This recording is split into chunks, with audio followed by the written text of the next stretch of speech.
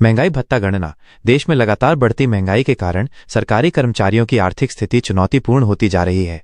इस परिस्थिति में केंद्रीय कर्मचारी 8वें वेतन आयोग से बड़ी उम्मीदें लगाए हुए हैं। कर्मचारियों का मानना है कि नए वेतन आयोग के लागू होने पर महंगाई भत्ते को मूल वेतन में मिला दिया जाएगा, जिससे उनकी आर्थिक स्थिति में सुधार होगा। हाल ही में सरकार ने 7वें वेतन आयोग के तहत महंगाई भत्ते में 2% की वृद्धि की है, जिससे कुल डीए 55% हो गया है।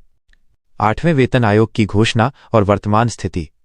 जनवरी महीने में केंद्र सरकार द्वारा 8वें वेतन आयोग के गठन की आधिकारिक घोषणा की गई है। इसके बाद से लाखों केंद्रीय कर्मचारी इस बात का बेसब्री से इंतजार कर रहे हैं कि नई वेतन संरचना में उन्हें कितना लाभ मिलेगा।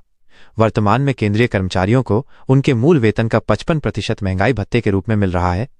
यह दर पिछले कुछ वर्षों में नियमित अंतराल पर बढ़ाई गई है, ताकि कर्मचारियों को महंगाई का सामना करने में सहायता मिल सके। डीए मर्ज पर सरकार का स्पष्ट रुख।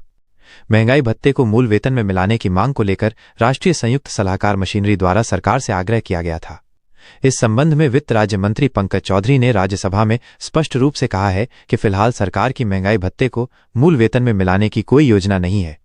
सरकार का मानना है कि डीए को मूल वेतन से अलग ही रखा जाना चाहिए, ताकि महंगाई की दर के अनुसार इसमें संशोधन किया जा सके।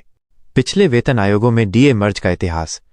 भारत में वेतन आयोगों के इतिहास को देखें तो 5वें वेतन आयोग के लागू होने के समय महंगाई भत्ते को मूल वेतन में मिला दिया गया था। उस समय डीए 50% से अधिक हो गया था, जिसके कारण इसे मूल वेतन में मर्ज करने का निर्णय लिया गया था। हालांकि 6ठे वेतन आयोग में इस प्रकार का कोई कदम नहीं उठाया गया और 7वें वेतन आयोग में भी डीए को अलग ही रखा गया। वर्तमान में विशेषज्ञों का मानना है कि यदि डीए 50% से अधिक हो जाता है तो इसे मूल वेतन में मिलाने पर विचार किया जा सकता है।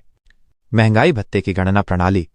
वर्तमान में महंगाई भत्ते की गणना अखिल भारतीय उपभोक्ता मूल्य सूचकांक के आंकड़ों के आधार पर की जाती है।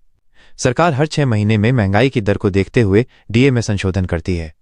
यह प्रक्रिया न केवल सेवारत कर्मचारियों के लिए बल्कि पेंशन भोगियों के लिए भी समान रूप से लागू होती है।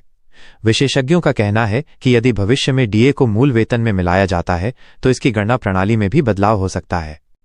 8वें वेतन आयोग के गठन के बाद कर्मचारियों में ये आशा बनी हुई है कि उन्हें बेहतर वेतन संरचना मिलेगी।